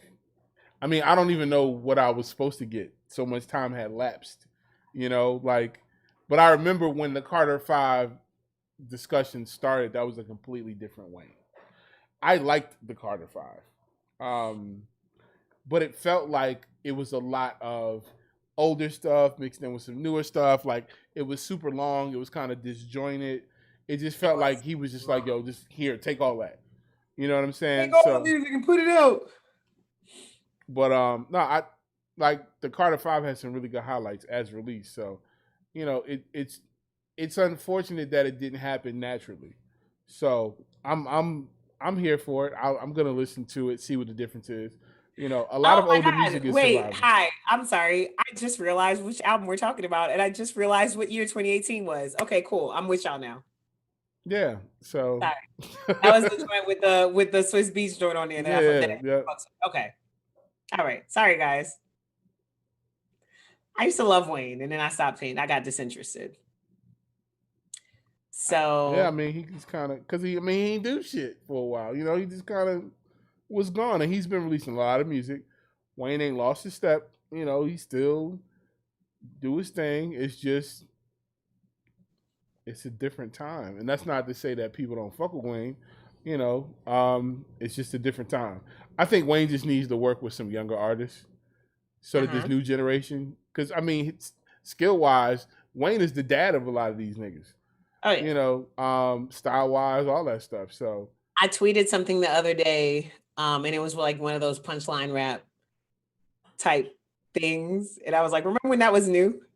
When niggas was just like, wipe my ass with your ass, toilet paper. Right. Oh yeah. Oh god.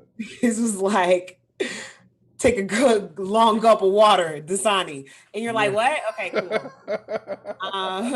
I'm sorry, I'm just naming things on my note. Visual. Anyway, so Wayne is dropping the original version of the Carter 5. It's happening Friday? Oh my god, I just thought Friday, September 25th. My favorite Drake line.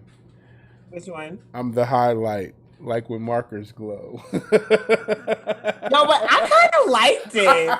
I'm a slow ass nigga, and sometimes you need to spell it out for me. Yo, Drake really just like was like, I'm gonna break down for you why I just said that. I'm the highlight, like when markers glow. Listen, I need people to break it down for you sometimes because let me tell you, we've addressed several times how big of a fan I am of Sean Corey Carter. Mm-hmm. And it was the other day when somebody went, I think it was my homie Hip Hop Obama, Ja on Twitter typed out the lyrics, Hove keep getting that De Niro got it, even if not a nigga gotta rob it, get it. And I was like, I do. Thank you, Sean. Well, you know, for a lot of what Jay said, you needed decoded. And that's the thing. The thing about Hove is he was putting us on this shit. We didn't even know what it was. When he really didn't. When he said Scooby Doo's, everybody was like, "What are those?" What? Like, when the nigga said y'all niggas was drinking, I was drinking Cristal when y'all thought it was beer, and I had been seeing a Cristal billboard in Miami, wondering what the fuck this malt liquor was that they kept advertising on these big ass billboards, and I was like, Hove was a trendsetter for 10 years. Being a trendsetter. Whatever he said, we did. And we Googled. Tell me you ain't Googled the Amalfi Coast the first time JC said some shit about all it. Everything. Everything. And you had to rewind it back then. On an actual tape. So yeah. Carter 5 original version coming on Friday. So we'll see what that sounds like. Cool. I wanted to point out two really quick things that are like cool things that are happening. I'm going to make that 3. One, Lyft has a series of programs I didn't know about. Lyft has a series of programs whereby you can get access to rides for various things. They have one for groceries if you need help getting to the grocery store. They have one for voting. They have one for they have a rideshare one that they launched with LeBron James. And then this week they launched a jobs access program with Michael B. Jordan, where if you're in an underserved community and you need to get to a job fair or an interview or an internship or what have you, you can go to lyft.com/liftup/programs, and all the programs are listed right there, and you can get those rides for free. Y'all may not need it, but you may know somebody who needs it. So you may not even know that you know somebody who needs it, because a lot of times niggas be struggling and don't want to tell nobody they're struggling. So just put it out there. Share that information if you can. I also wanted to big up Big John Platt, who this week joined the board of trustees at Berklee College's music school, the Berklee College of Music. See, Big John out there ascending, but Big John gonna have to come back down and answer some questions about these pub deals he been having people sign all these years. And Big John's a pioneer. Big John is one of the most recognizable names in the industry. If you know, you know. But we gonna have to hear from we gonna have to hear from people like Big John about these Right. deals we've been signing, especially these Sony ATV deals. Mm. Well, he's joining the board of trustees at Berklee College of Music. He's like, it's above me now. Or it's right, beneath it's me above now. If you know, what is his name? Why am I blanking on this man's name? Who, oh my God, it's on the tip of my tongue. And the only two artists, and I don't even want to say their names because I know he's done so much more, but the first two artists that are coming to my mind are Whitney Houston and Alicia Keys. Oh. Help me out. Whitney, Executive, Alicia. yeah. And Whitney was going to his annual Clive? Yes. Clive Davis is on the board at NYU and started a music program, a music industry program at NYU a few years ago. So this is really kind of cool to see, you know, people who actually have worked in the business going back to teach it. But like you said, you know, there's a lot of shit that needs to be discussed and addressed and fixed. I went to a lot of really dope seminars, panels at NYU. Mm-hmm. A lot that were an extension of that program, right? Exactly. Yeah. Yep. And a cool thing about you know, with NYU and with Berklee, which I believe Berklee's in LA, right? Boston. No. Berklee's on the West Coast, isn't it? Is it? Oh no, you're right. It's in Boston. Yeah. So it's even cooler than NYU because, you know, NYU is right there. Niggas just gotta hop on the train, really leave their office and come down and talk to y'all for a minute and go back. Mm-hmm. Big John is going to definitely give these people an opportunity to have access to some people that they might not have access to otherwise. Yeah. So, you know, they do have a campus in Boston and one in Valencia, Spain, and he's involved with the programming there. So kudos to Big John. And then the other thing that I wanted to let you guys know is that Converse has a program called Converse All-Stars, which is a mentorship program to promote sustainability, inclusivity, and diversity and youth development. It's a program with which they've paired people, you know, younger people, because I was definitely looking at it for myself and I was like, nigga, you're old as hell. They don't want you. But you know, they give younger people access to resources, and you know, even if those resources are people, to help them create those kinds of programs. And what they're doing this year is that they're actually opening up that Converse All-Stars program to 250 people. So you have, I'm trying to skim through this article because I had all the major details of it. Let's see. 250 people. That's a lot of people to put forth in the world. Yeah. It's weird because I think people don't understand. Jeff Bezos is doing free kindergarten for free preschool for low income families, and I think it's starting in Seattle. People don't realize how big that is because it starts these particular children off on a path that they wouldn't have been on otherwise. Mm-hmm. I know being able to go to Get Set and Head Start and all that stuff, being able to start school at 3, helped my mama out. You know, it helped me out. It put me in a position that a lot of kids weren't able to get into. So when you put forth 250 people, when you put forth, you know, like LeBron putting classes of school through, you are creating some change agents that are going to come through and really tear some shit up in the future in a good way. Exactly. And so I found the part of the article that I was trying to find. So originally, it was sourcing emerging leaders and champions in all forms of sports and culture. They expanded worldwide to 27 cities from LA to Lima to provide creative opportunities and training and workshops with over 3,000 people. So from now until November of this year, they're opening the campaign to the public, inviting 250 creative individuals from anywhere in the world to join the community of the All-Star program. And basically they want to help you to, if you have an idea that is for social change in any way, shape, or form, they want to help you make that happen. And then they've identified 12 Converse All-Star captains who will have their careers fast-tracked in the areas where the world desperately needs leaders. So like when they talk about this, they're talking about people that they put one of the members of the program in with like everybody from Jefferson Hack to Virgil Abloh. There's another young lady who is head of the, I want to say, the Women's March Youth Action Movement, but they helped her to create a short film and put her with like Tyler the Creator made the music.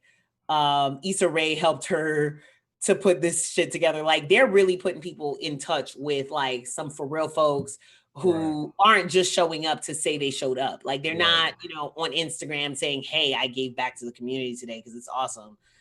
They're actually just doing the work and then going about their business. So y'all look into that. Converse All Stars. Solid. Shout out to Converse. All righty. In addition to the city of Chicago, this good program of ours is brought to you once again by Bounce Gang Records. I'm sorry, Gangaroo Records. Excuse me. Don't do that again. Man. All right. Oh, one more thing that was on that line. That's what it was. I was like, why is this link here twice? As we transition over to talking about some new music this week, Empire Records just dropped an album called Voices for Change. And it is a collection of tracks by artists on Empire Records that are all protest songs in some form of fashion. I'm trying to open this up here on Tidal so I can tell you guys exactly who all is on here, because when you look at it through the little web player, it just says Empire Records as an artist. Lloyd is on there, Rotimi, Mozzie, Audio Push, Sammy is on here. Who else? I'm trying to look at the names. PJ Morton, Kevin Ross, Trevor Jackson, and Jacob Lattimore on there together on a song called Real Black. I didn't get a chance to listen to that one. I kind of scrolled through and listened to some. I listened to Rotimi. It's a song called Unity, and I fuck with that one. I listened to Audio Push, Time to Listen. I fuck with that one as well. And then I was short on time, and I was like, do I listen to John Doe? No, Jean Doe. John Doe. I forget how she pronounces it. I think she pronounces it John Doe. John Doe, yeah. John Doe. I was debating between John Doe and Haiti Baby because y'all love for me to co-sign fucking Haitian shit. So I was like, which one do I listen to? I know I fuck with John Doe. I feel like I've heard this Haiti Baby character before and I was not a fan. And I went and listened and I was not a fan. Sis and I were talking earlier about how there's 3 kinds of Cali niggas. He's in the Blueface pile. Oh. Yeah. Well, shout out to Empire, Ghazi, and all them over there. Definitely. Independent distribution that turned into a label that have been helping artists, and not robbing them. So shout out to them. Definitely shouts to them. Last week we recorded like late on Thursday night. So like some stuff that was dropping on Friday had already started coming out. And I remember we talked about a Tyga Saweetie YG record, but I felt like we didn't talk about it. We did talk about it. We talked about it on the show? No.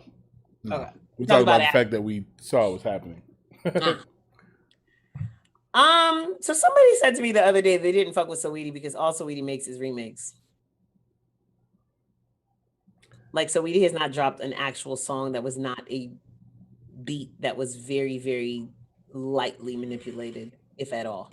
Might be the truth. That might be her lane. And on this joint, which is called Money Mouth, she even looks like Trina on the cover. I mean, this whole record is pretty much, this might as well be a mixtape record because you just rapped over the same damn beat. It's the Yang Yang Twins Bounce That Ass beat, right? It's Salt Shaker. Salt Shaker. Are you right? We were not happy with it.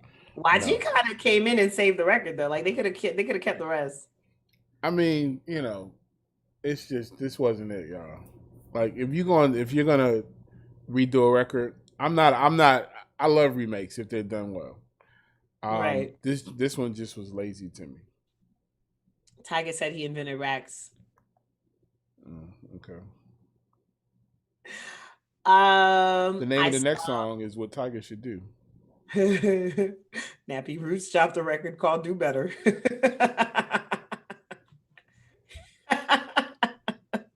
And I just wanted to tell y'all that I didn't listen to it, to be honest. I just wanted y'all to know that Nappy Roots had a new record out. Just like I want y'all to know that Willie the Kid has a new record out. I feel like it's time for me to bring back my my Music by the Homies playlist. And I think I'm gonna make that Yes, happen. you should. My homies Paid in America just dropped a new project called Get Payola. And they have a song on there with my little big homie Big Son. And I'm just always really happy when my friends make good music. But I don't know if this Nappy Roots record falls in that category because I didn't listen. I listened to it. It was solid. It was solid. When you listen to a Nappy Roots record in 2020, like, do you go in with an expectation? No. When the last time you heard a Nappy Roots record?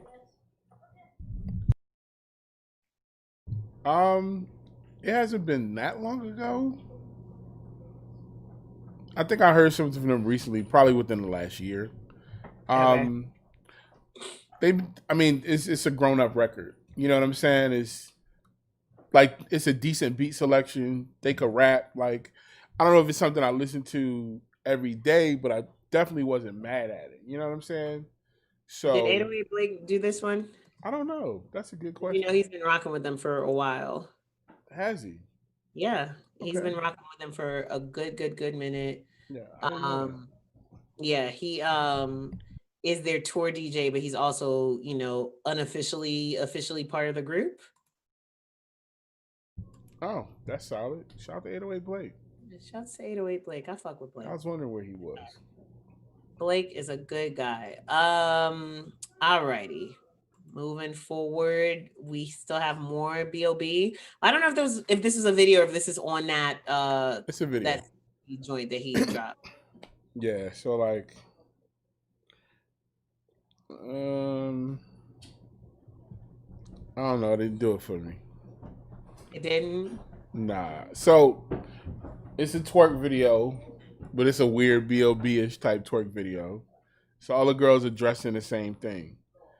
You know that meme where the chick from Bob's Burgers is twerking? Burgers. And they're all dressed like that, and they're all doing like that little back motion thing. If you go into any GIF database and type dancing or twerking, it's the one that comes up from Bob's Burgers. Right. It was. I mean, it's maybe if I heard it in the club and I wasn't paying attention. Like it's like Bob. I know the club used to save so many records, man. You know what? I just guess I got a really high expectation of Bobby Ray, and it's not that I don't think he can make this type of music. It just it didn't feel as like naturally fun as he wanted us to think it was. Okay. Yeah, it was just like I'm lukewarm on this. It's the meme of Tina dancing. Yes, of Tina. From Bob's Burger. I saw that on his page. I didn't realize that was like the actual video for the song. I just thought he was promoting the song. That's fucking hilarious. But that part was funny, but then it's I don't know. It just didn't seem like he was into it. Like it just didn't seem like I don't know. It just wasn't cohesive for me. Okay. So let's see. The South was on fire. I see Spillage Village dropped the joint and we got Big Rube for it. It was a really, really, really long song. I want to hope that Big Rube was like talking for like the last 2 minutes. It's a really good song, but it's a really long song. Yeah. I love the track, the first verse you listen to. I just don't know when I'm gonna listen to that song. Like, it have to be on the playlist and it come on while you're doing something else. Yeah, it just had to be because I just don't know where I would be like, yo, let me go play that song. It's doing very well on YouTube though. A lot of people checking in. They got a big fan base, Earth Gang, JID, Super and Big dope. Rube. And Big Rube, super dope. Big Rube is, if y'all don't know, Big Rube is a Southern icon, an Atlanta legend. I gotta get to the part where I can hear Big Rube because I didn't make it. I made it through like a minute and a half. But you're right. The song got almost 80,000 views in 4 days. Yeah, it's not too shabby. ATL, huh? But real quick before I go to this next record, I'm just gonna skip one since you talked about things that you just don't know when you would go and listen to it. Joel Ortiz and King Crooked got a new joint on a soundtrack. Hold up, this ain't the one you skipped? Yeah, no, that's what I'm skipping. Like, I'm not talking about it real. I'm not talking about it for real. I'm Oh, just okay, mentioning cool. Just mentioned that happened. Yeah, it happened. Gotcha. You know, they're a group. Shout the crook. Oh my God. I'm sorry, guys. Shout I'm to trying Joel. to. Wait. You gonna get us? Gonna get us banned. I'm sorry. You gonna Wait get us a cut? Turn it off. Turn No, it the one down. time we can never get videos to play in freaking Slack. The one time. The one fucking time, bro. The one time a video decided to play in Slack, man. I'm sorry, y'all. Content ID gonna be like.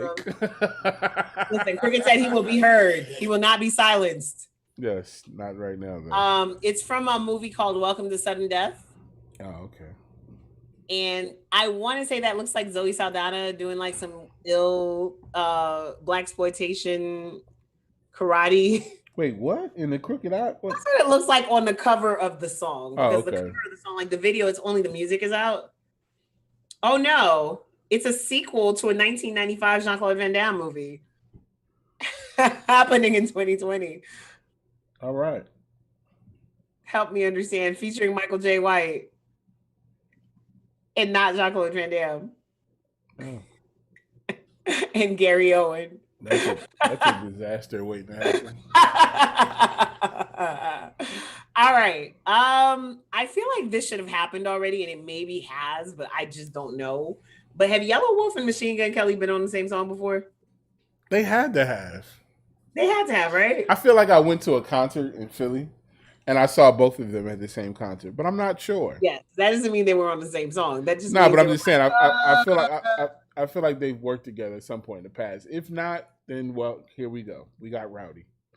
We have Rowdy, produced by DJ Paul on behalf of Master P.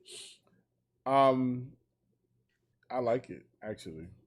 I do too, but it's definitely like they barely chopped up that bout it. It's Trunk Music 3, which I gotta. So I'm always here for Yellow Wolf's trunk musics because that's the Yellow Wolf that I really, really enjoy. That's the Yellow Wolf that I started off enjoying with the first trunk music. That's when he's ratchet country, 808s and heavy bass guy. You know what I'm saying? That's when he's in that bag. It's not Yellow Wolf country. It's not singing Yellow Wolf. It's not none of those other people. That's the dude that black folks was like, yeah, we fuck with him. Shouts to Willpower. I'm looking at discography and I don't see it. Hold on. Now let me just search their names. Oh, for them two haven't done a song before? Yeah, because I just can't. It might not be. I just really feel like there's no way nobody let this happen. Right. How to go? How we when go? I look at it, that's the only thing that's coming up. Yeah, that's it. Well, there you go. Actually, they had beef last year, remember? Oh. Yellow Wolf dropped the whole Machine Gun Kelly G-Eazy Post Malone diss record. So who squashed the beef? Was it Travis Barker or somebody? Like somebody said Eminem is also featured on the song. On Rowdy? Yeah. Maybe there's another version. Oh, look, we just said nobody's calling us for surveys. Look at that, you guys. Survey call. I'm mad it actually says survey call. It does. But yeah, so maybe Eminem pieced it up. Who knows? I'm glad, man. We don't need that white on white violence. Oh my God, goodbye. Maybe DJ Paul made it happen. Why not? Paul's the one that fixed it. Maybe we should ask Paul how that happened, because we do have access to DJ Paul. But like you said, it's actually a really good song. Machine Gun Kelly has been out of his rap bag for most of 2020. But he could jump right back in it. Yeah, he did. His acting bag. That's right. He's in that Jamie Foxx movie that's on Netflix. Yes, he is. Right? Yeah, Project Power. Okay, switching over to the R&B guys. I saw this headline on like Monday or Tuesday, and I've been laughing at it and waiting to talk. Actually, no, I guess it was yesterday. And I've been laughing at it and waiting to talk to you about it since. It says Bryson Tiller didn't give a shit about his last album. Now he's ready to return. So it was like, yeah, I'm just gonna give you some shit to get you out of my face. Yeah, that's what he says. He said, I guess he was mourning somebody. He was mourning his grandmother at the Yeah, time. his grandmother, fatherhood. Okay. Yeah. So here's the thing. He also dropped a new single, which I've lost here on my computer. It's called listen. Always Forever. Yep, Always Forever. And it reminded me, like, Bryson Tiller opened a lane, but Bryson Tiller still has a level of vocal ability that a lot of people in that lane don't necessarily have. And a level Brent of Faiyaz. Are you saying that those people don't have it, or that's who has it? Brent Faiyaz? Yeah, he don't. Definitely. I was thinking of the little old Canadian who has been relegated to Under a Bridge. We don't need to talk about that guy. He's somewhere with Robert. Oof. But yeah, Bryson Tiller Always Forever has like that kind of like that technical singing and the way he's harmonizing and everything. And I feel like this isn't the record, but if Bryson Tiller gets the right song or the right feature, he could be right back. He could be, because for some reason we're still enamored with this kid. So maybe it's been to his benefit that he's been mysterious, or that he's not been one of these artists out here seeking the spotlight. Maybe that part of his personality makes us want more of him, or maybe he just made such a big effect. I mean, Trap Soul was a phenomenon. After that, every producer I know is making Trap Soul type beats, and every R&B artist, even every rapper, start doing Trap Soul. That's true. So I guess we're gonna give him another shot. I'm here for it. Trap Soul dropped 5 years ago. 5. You know who else gave us a really amazing debut album and then just kind of disappeared on us? Who? Mack Wilds. You didn't think the New York City, the Love Story album was amazing? I'm not sure I really listened to all of it. Oh my God, I finally listened to something I listened to a couple things here and there. Own It is still like my whole entire mood. Like, I was listening to Mack Wilds songs at the moment, because he was hot. They was putting him out there, but I don't know, I just couldn't take him serious, I guess. Right. And that was one of those weird ass things, because like he was a really good actor, but he was also a really good singer. But at the time we weren't really ready to receive him as a singer. And then it's also that he didn't stop doing one to go do the other. Yeah. And I really just didn't like the way I don't like the way they marketed him. Like, I don't know. Love interest in Hello. It was just, it just wasn't like, I don't know. They just never made me take him seriously as an artist. I just didn't feel like they pushed him in a way where I'm like, yo, and all the New York fam was super excited about him. He made a couple dope joints, but I don't know. I just could never really get on the Mack Wilds train. It's like, nah, that's Mike from The Wire. I will say this. There are certain records, for whatever reason, that always make me want to be in New York. Like, Why Can't We Fall in Love by Amerie, Champagne Life by Ne-Yo, for whatever reason, feel like New York records to me. I don't know why. I can't explain it. But that whole album, were you laughing at me? I mean, yeah, it's just an interesting take. I can't explain it, but like there are songs you have to have been maybe lived in New York, for certain, or maybe it feels like the period of time when I lived in New York, and that's why they make me feel like that, because these are not records that all came out around the same time. I'm gonna make a playlist of my feels like New York City records and then see if we can identify a pattern. Because Glenn Lewis, Don't You Forget It, is on there also. Yeah, that definitely might have been your experiences in New York while you were there. A lot of the music that I listened to when I was heavily involved in the New York scene sticks with me because of that matter, because of that. Yeah, but that's what I'm saying. Like Champagne Life came out years after I moved to Atlanta. So some of them, it's just a feeling. But anyway, New York, A Love Story was definitely one of those vibes. Like it felt like New York. It really felt like a New York summer, like a summer teenage love affair. Ain't nobody got no money, but you don't need no money for real in New York like that to go on dates when you're mad young. You just walk around the city. Well, it feels like he tried to recapture that vibe for this one. He said, like, you feel like he tried to. Yeah. It's so funny. There's a quote in here from a Gossip story, and I was trying to figure out if I was the one that wrote that story, but I think I was gone by then. Anyway, he just dropped a new joint with Salam Remy, and this ain't the one to get me back on the Mac Wilds train. No, not at all. I'm kind of sad about it. I was really excited to hear it. I put this Jacquees record on our list today as a joke because it's Jacquees. Terrible record, terrible video. The song is called Pretty Brown. Listen, stop. Okay. Like if you're gonna make a strip club song, a fake T-Pain strip club song about a stripper, don't make it a low budget one. These niggas is sitting in this one room. It's a pandemic. Like they all sharing the same money. It's like 8 people on one stripper. Like, come on. Y'all could have had 3 or 4, and then he was like kicking it with the one. Like, come on. Rick Ross and 2 Chainz had more strippers on their verses. Oh God.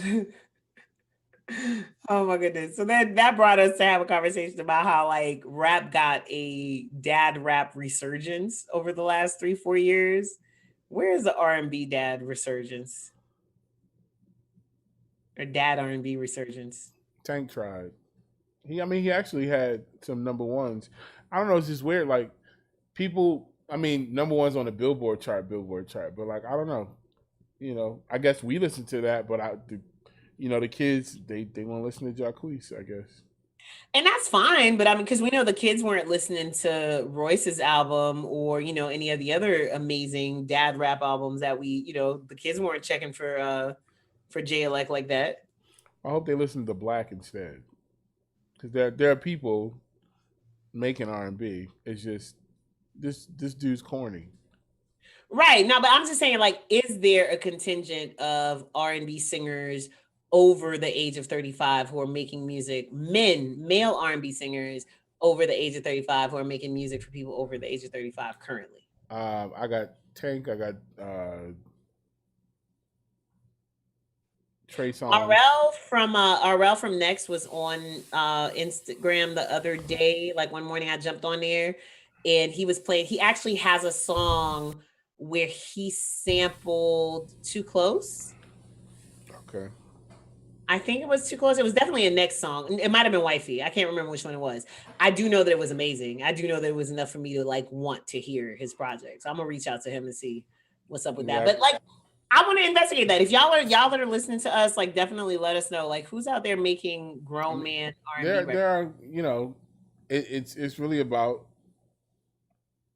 There's an audience and a group of people that are out here making grown up R&B music. It's just, is it the big thing to listen to for the audience that would popularize it? Not that a bunch of us like older people listen to shit, but we don't, it's just not popping on the internet. We're not having like whole like, it's not trending on Twitter or nothing like that.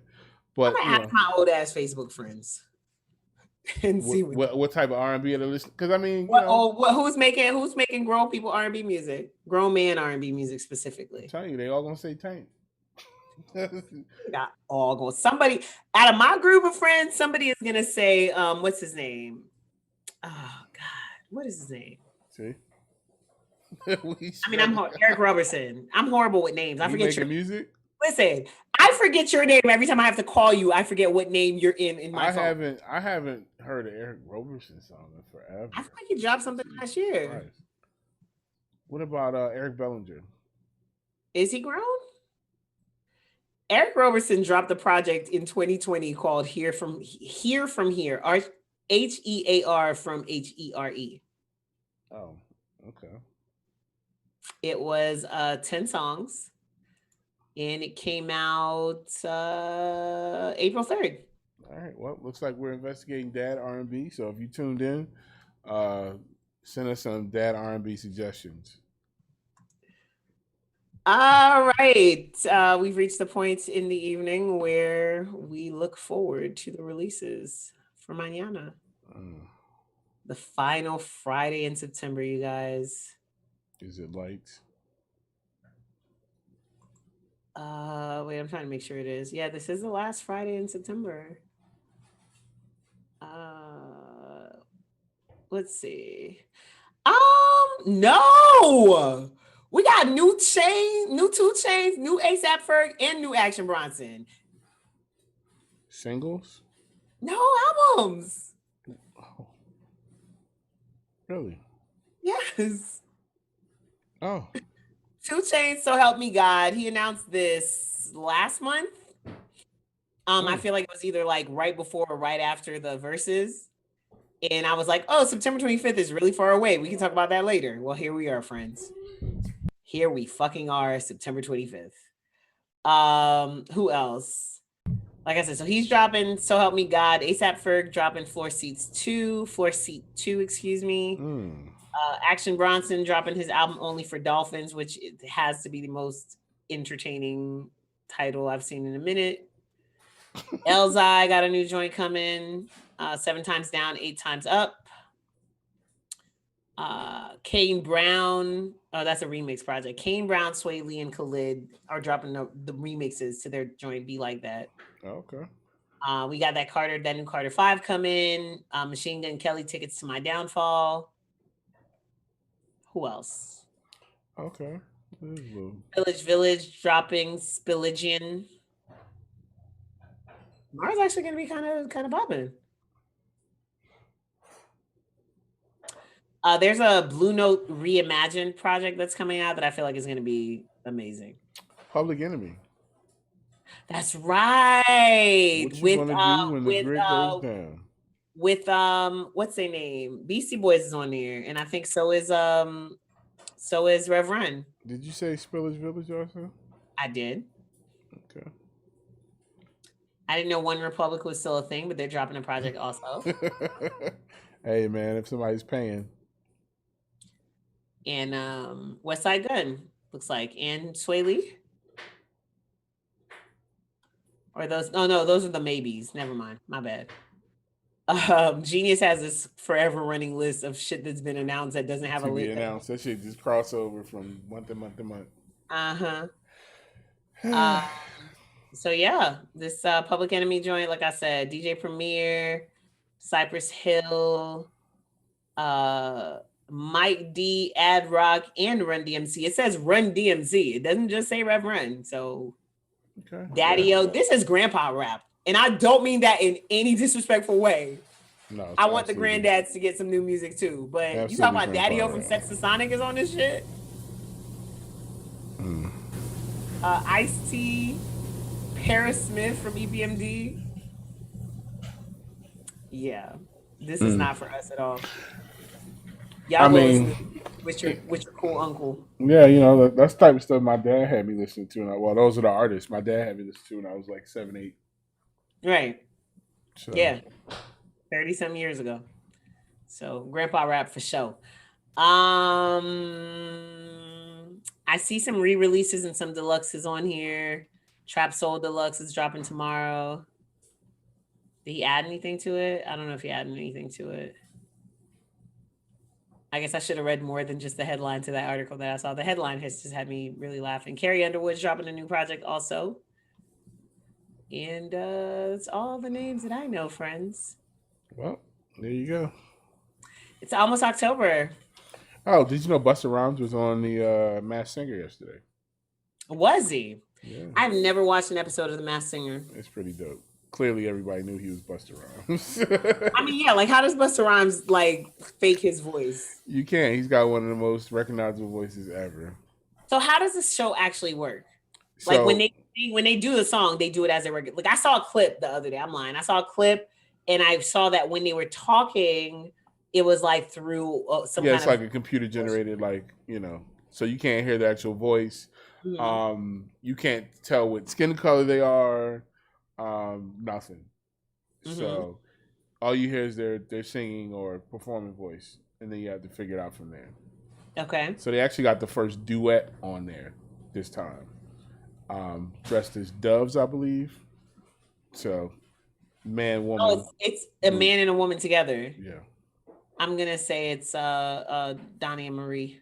I think they're a little bit more contemporary. That would have been hilarious. So. But who knows? It could be. That's the thing. So it's a good All right. show. Well, coming in October, I saw Juicy J. I see they. You say no to Ratchet, Juicy J can't. I mean, and why should he? Why should you, Juicy J? I think you've earned all the ratchet poon you can get, sir. That guy from New England, he's dropping a new EP. That guy Wizkid, from New England. Y'all know what she's talking about? Johnny Lucas. Wizkid dropping a new project called Made in Lagos. I don't ever know if it's Lagos or Lagos, but that's coming out on October 15th, which is a Thursday. Juicy J's dropping. Papoose is dropping. Who else? I saw somebody else on here that I was kind of excited about. Bon Jovi. Dolly Parton's gonna give y'all a Christmas album. So y'all got all Damn, the it's almost that time. yeah, y'all. Ugh. Yo, what are you doing about Halloween? I don't even Are know. your kids dressing up and trick or treating? We might. We're gonna do some gloves, some masks. Oh, they're gonna do masks anyway. So Well, they're saying that like the CDC is saying like still have a mask or some kind of yeah, cloth. I know what they mean. It also depends on what kind of mask they're actually wearing because I'm not gonna have my kid put on some whole rubber damn mask and then have a mask over it because that Right, or defeats the under it. That purpose. would be a lot. But now, yeah, we'll you would think Halloween's one of the safer holidays because your hands and face can be covered. Right. So we're apparently very close to a vaccine. I don't Not believe not it. as close as well. They're about 4 or 5 in stage 3 of clinical trials, which means, and that's not just our country; it's several countries worldwide who are close to a vaccine, but not as close as Fuhrer Trump would have us be. So A lot of people are going back into lockdown. UK talking about some 6 months. France has a curfew back for the south of France and randomly for Guadeloupe because a lot of the Caribbean islands had been doing pretty okay just because they were able to lock down travel fairly early. But Guadeloupe is back under lockdown. I'm trying to decide just how dedicated I am to this whole pet parent thing and if Kiko's gonna get dressed up for Halloween. well, good luck with that one. Because then that requires me leaving my house. Y'all know I'm not really a huge fan. But listen, it's a day like any other day. She gonna have to get walked twice that day regardless. So like it's not like nobody would see the costume. I just don't know that I'm that like I'm that person. Like I know I'm gonna end up having to buy her some kind of a little coat. I just bought her shoes today because it's getting cold. All right, well, we're about to get cut off of IG again. Well, we are done, you guys. Again, this is the Chopping Block Podcast, which is where we discuss music and music creators and all the things goddamn it, life. their creativity in their lives. As always, he is at Scissorp215 on all social media platforms. And she is at St. Boogie. Make sure you holler at her and say hello. And make sure that you guys are following at Chop Block Pod on Instagram, at the Chop Block Pod on Twitter, and liking and following the Chopping Block Podcast on Facebook. Wash your hands and cover your faces, please. And we love you. Peace. Y'all Peace stay out. safe.